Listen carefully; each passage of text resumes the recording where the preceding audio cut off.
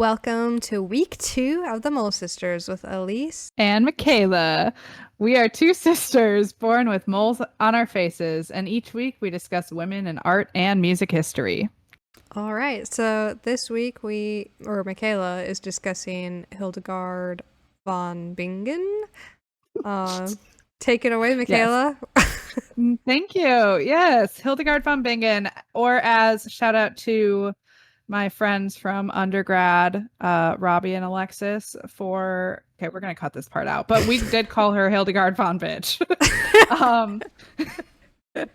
Anyway, love Hildegard von Bingen. So glad to be talking about her this week. So just a few things that I found right off the bat was she was born in the year 1098, which is kind of crazy. She's an old bitch. And it was in, I'm going to fully butcher all of these names. No regrets. In Bockelheim, West Franconia, which is now Germany. Okay. So not to, some German out there, if they ever come across this, I deeply apologize. She died on September 17th, 1179 in Rupertsberg, which is near Bingen. So she's Hildegard of Bingen. That's the English translation. Okay. So Bingen was a place. So she was born of noble parents. She was the 10th child. Imagine that. That poor mother. Oh my God. Imagine having 10 kids. What do you even need that many kids for? I mean, they were noble and presumably like wealthy, but as a tithe to the church, they offered her. Oh my God. That's why they have 10 kids. Times were very different. You just, instead of giving them money, you're just like, here, take my 10th born child. Oh my God. What is God going to do with a baby? She was given to the church and like put into service with the church at the age of 8. And just their slave? No, she was then educated. It wasn't just like this sad experience for her. She was educated, and she was educated at the Benedictine cloister, which is a Roman Catholic group of Disibodenberg. So sorry. By a religious recluse named Jutta, who also happened to be the sister of the Count of Spanheim. So some interesting location names, but anyway. I have no idea where that is. Jutta was her teacher. Yeah, and geographically, not a clue, but those are the names. In case you want to look them up and are interested in the geography. I simply could not be bothered. Oh, I would also like to, as an interlude here, yes, Hildegard von Bingen was a composer. Much of what I'll be talking about is her life and experiences that led to her compositions, but also just everything surrounding this, because she was so much more than just a composer and a musician.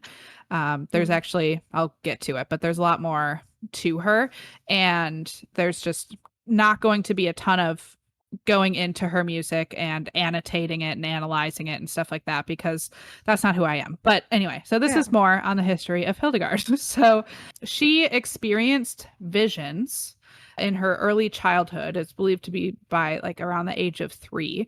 And she only ever disclosed this stuff to her teacher, Jutta, until she reached the age of 43.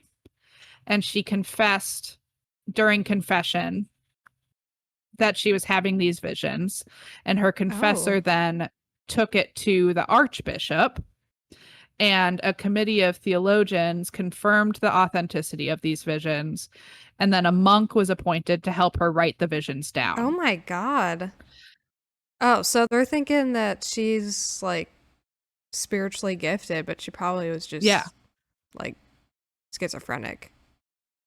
Who knows? I don't know. Like, religious psychosis is a real thing, but there's also been in many cultures people having visions of prophecy and stuff. So it could have other belief systems might believe she's a witch, or like, different things. So I think it all is kind of the same vibe if we think about like, God as an energy source. We're not going to get into all of that, but it could be legit, and it is still held true. For the next 11 years after that, the monk and Hildegard, worked on this work of hers called Scivias, which consisted of 26 visions that were both prophetic and apocalyptic.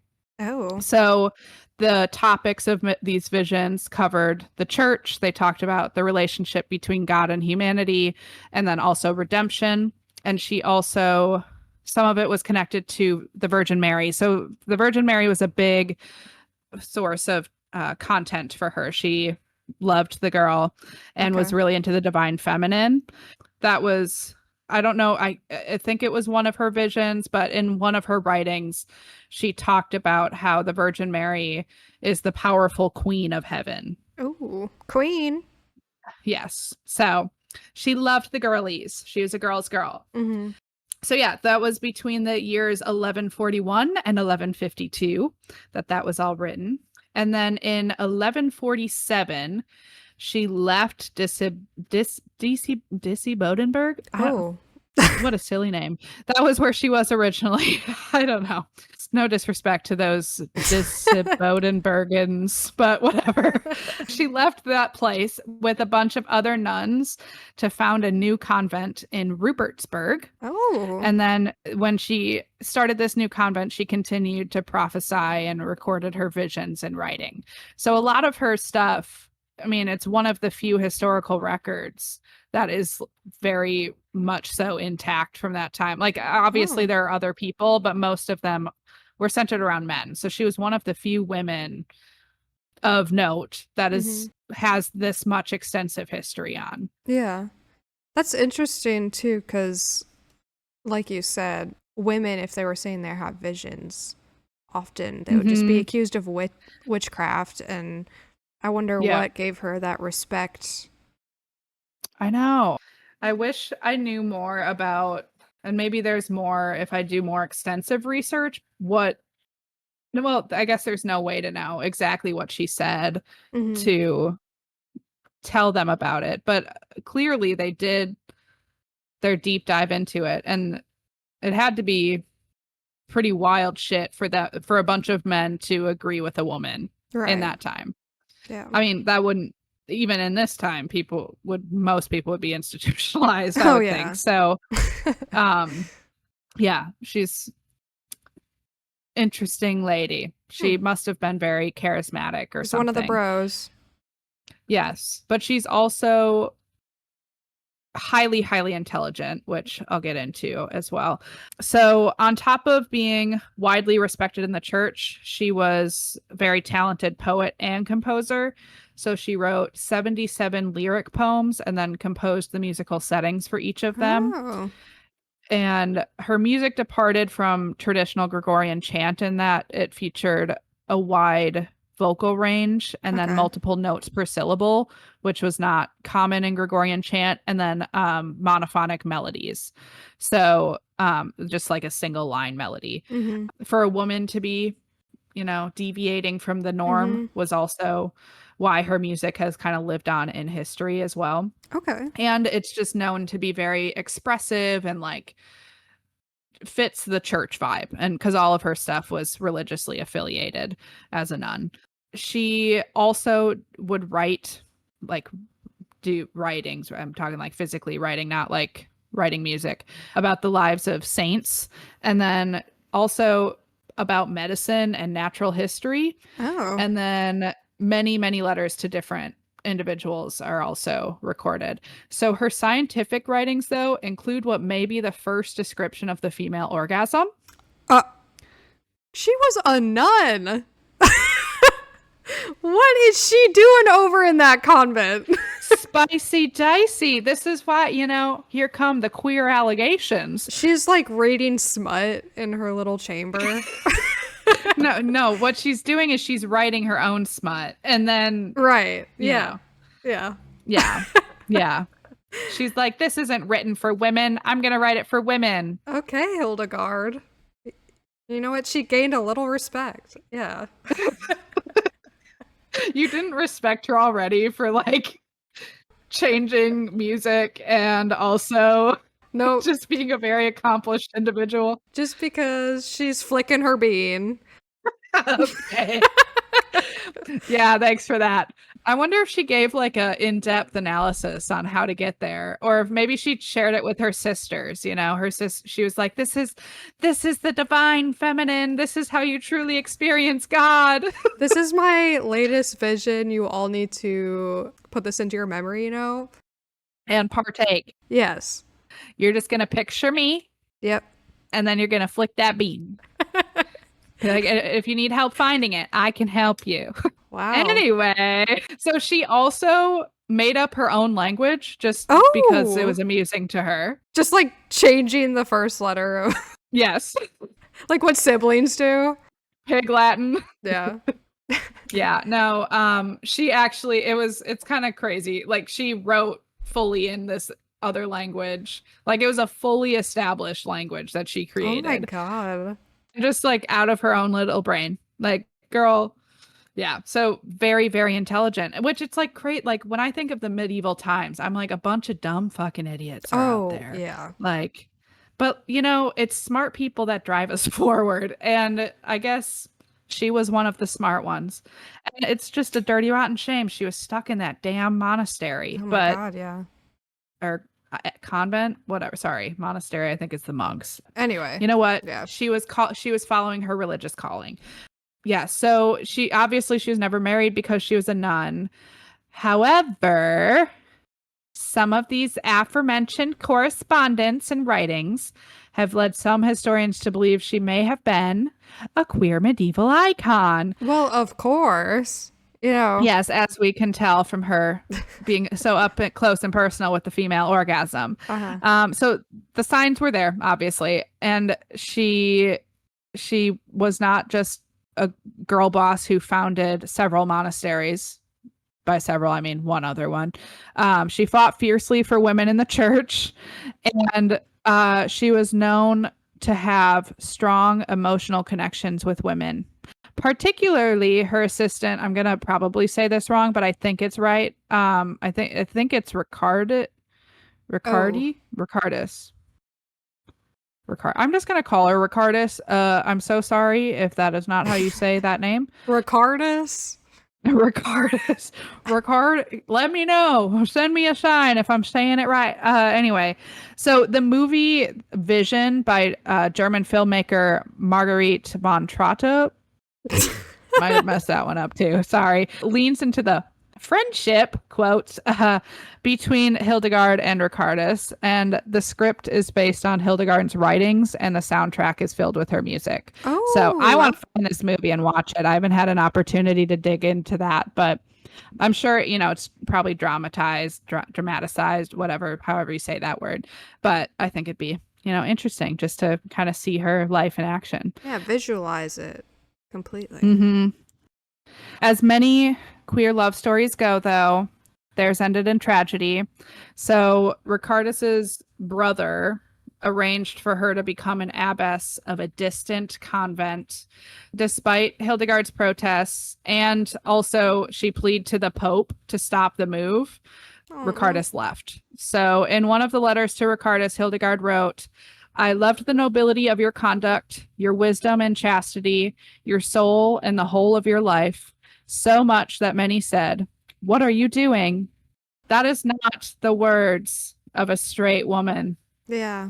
I loved the nobility of your conduct, your soul and the whole of your life." And you know that Ricardus, her brother, probably caught them. That's what I'm thinking. Because, like, why else would she need to be moved? Especially by a family member. Yes. Unfortunately, Ricardus did die suddenly in the year 1151 at the age of 28. Mind you, Hildegard was 53 at this time, so she was... Damn. Cougar. The age gap couple. Oh, yeah, cougar for real.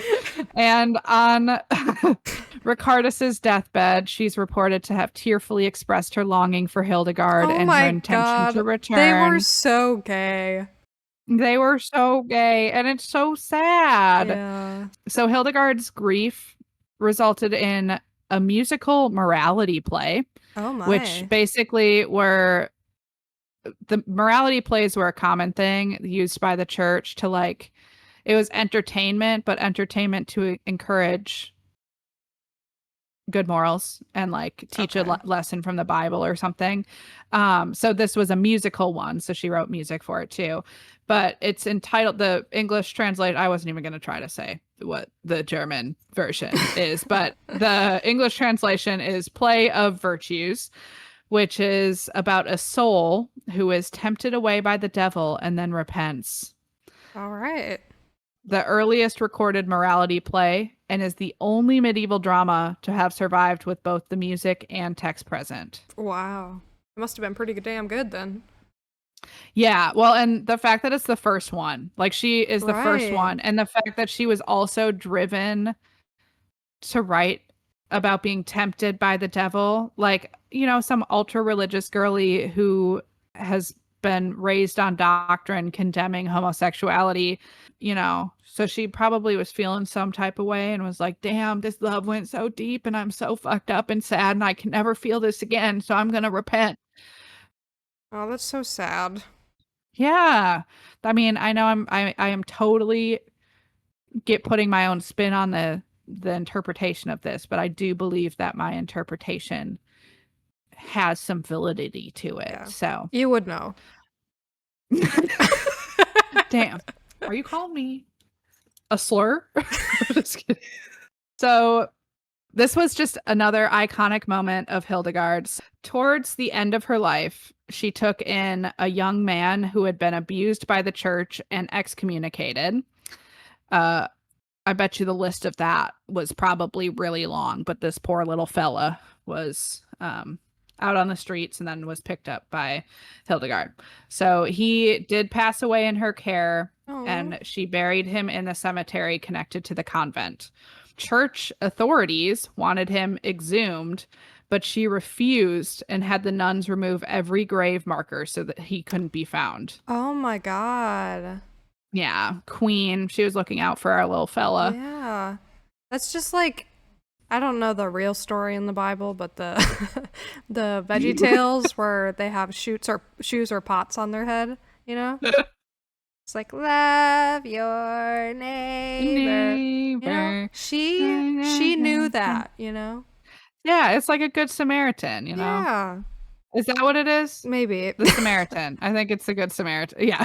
Girl, that's like a common phrase even outside of the Christian world. Okay. Well, Being a good Samaritan, you know. But anyway, haha, silly goofy. We're moving on. The local bishop was pissed off and he forbade her convent from holding any services, sacraments, or sing. They were not allowed to sing because some man was mad. oh, But Hildegard fought back, and these restrictions were lifted shortly before her death.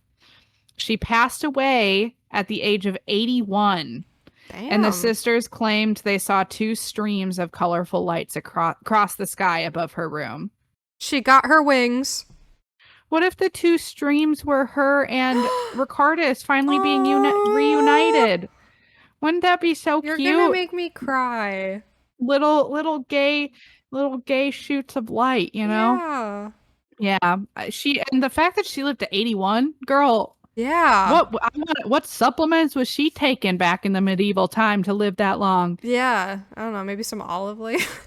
No, she didn't have to take the supplement. She just chewed it right off the tree. She did. Actually, there probably wasn't olives growing in Germany, so Oh. You know what? I feel like Germans are hardy. She probably just yeah, that's probably true. She had all her sauerkraut and sausage, and yeah. it sustained her. She had strong bones. She was, yeah, she was a queen. Yeah. So then also, she was, upon her death, proclaimed to be a saint by popular opinion because of her impact within the Catholic Church. Okay. But it wasn't officially canonized by a pope in that time, and that didn't happen until 2012. Oh my god. How did it take them that long? Yeah, it took him a long fucking time. A long time. Were they just really talking about it for 900 years or did they just like come back to I it? feel like it was just kind of like, yeah, Hildegard, but also there are some individuals who don't tend to care about women. And since every single pope has been a man, Yeah. you know, she's not the top priority. But anyway, it was Pope Benedict who made her a saint. And he also, a few months after that, proclaimed her to be a doctor of the church, which is a saint with profound theological insight. And there are only 38 doctors of the church, period. And 4 of them are women. So she's one of the Wow. 4. So, yeah, Hildegard was a fascinating lady. And I will have on Instagram, we'll have the one of her songs playing in the background. Yeah. Her music is still, I've heard it performed live. It's not exactly easy listening, but it's worth checking out. But her impact, it's crazy how far reaching she was. Like, I had learned about her in one of my music history classes, and I found her fascinating then, but we mostly analyzed her music and dug into Right. her style of writing. So I didn't really know all of this stuff about her, that she's now a saint and like all that stuff. So actually I probably did know she was a saint and forgot about that detail. But Yeah. um yeah, she's just a cool girl. Woman of many talents. The level of education, especially for that time, for a woman, is insane. And I can only imagine, like, when I think of her, I think just like this warm, like inviting person who is just Mm-hmm. there to support the ladies and has their best interests at heart. And, Yeah. you know, it's just, she seems like such a cool person. So, It was nice to have that yeah. insight. I think when I hear the name Hildegard, I think mask rugby player, you know? And I still imagine that. But Hildegard would be a mask lesbian. yes, she would. She'd be a butch. She would. I just imagine this like towering woman, you know? Yeah, actually, wait, I'm just going to look up really quick if we have any record of Hildegard von Bingen's height, because that would be hilarious. There's no record of her exact height. We can summon her. For real, we could. Interesting. Apparently, stuff about their physical stature was fully left out, which that's great, actually, because here and now it's like if you talk about a woman, it's like she was short and stout, or Yeah. she was a model or whatever. So stupid. But anyway, yeah, Hildegard. She was a hardy German woman who lived to the age of 81 in a time when everything was trying to kill you. Right. You know what? I want to watch that movie. Yeah, I do too. It's probably all in German, but maybe there's What's the movie called again? vision. Because I wonder if they portray her the same way I picture her in my mind. Oh, that's a fair point. Probably not. Well, if you're picturing a masked lesbian, Actually, yes, they did portray her how I kind of would imagine. yeah, Barbara Sokoa, okay. only she is only 5'5", but she looks like a hardy woman. She does. I mean, she's beautiful, but she looks like she would take a man down if he Oh tackled yeah, or oh yeah, threatened. she does. She said, "I'll fuck you up." Oh, she's in like other queer movies too. Okay, girl. Yeah, I want to watch this. We can do subtitles. I can read. I usually have subtitles on anyway because I'm deaf. Yes, also same. There's a lot of art that's also inspired by her. Like a lot of artists did her portrait and have done her portrait throughout time. There's actually a artist right now he's like inspired by Hildegard, so he's creating work. Oh, Oh, also, I read this year, I think in the next month or so, this was announced as of I think last year, but there's going to be a play or musical or something about Hildegard in California, and it's leaning into her being queer. Nice. But in California, Yeah, right. I know. A little far, but like and subscribe and we can afford to go. yes, fund us Fund for us. our pure entertainment. We just want to have fun. We're just girls Yeah. with moles on our face. This is a long distance relationship, we can't just, give us an opportunity to see each other. We're just so sad. We just love each other so much, but we can never see each other because we're both, just so busy and just hard. Things are hard. I just imagine the shrimp from Shark's Tale. Yes. What do you mean? What does he say? It's like, and he was born with no legs or arms. Just imagine us as two shrimp right now, really begging for your money. I actually don't have either leg or either arm. I'm actually just really sad and stuck in the moment. I really want to go see this play. Please. I really do. I need a break. Please save me. Thank you for listening to week 2 of the Mole Sisters. Check us out on Instagram, TikTok, YouTube, Facebook, or Spotify. Facepot! That is our new platform that we're creating just for you. But yeah, tune in next week. I'm going to be talking about Edmonia Lewis, who was an American sculptor. So, Okay. Looking forward to hearing about Edmonia. Did they call her Eddie for short by chance? I don't know, but I will look that up for you. Thank you. Okay. Yeah, thank you for listening. Yes, thank you for listening. 3, 2, 1. 2, 1. Bye. Bye.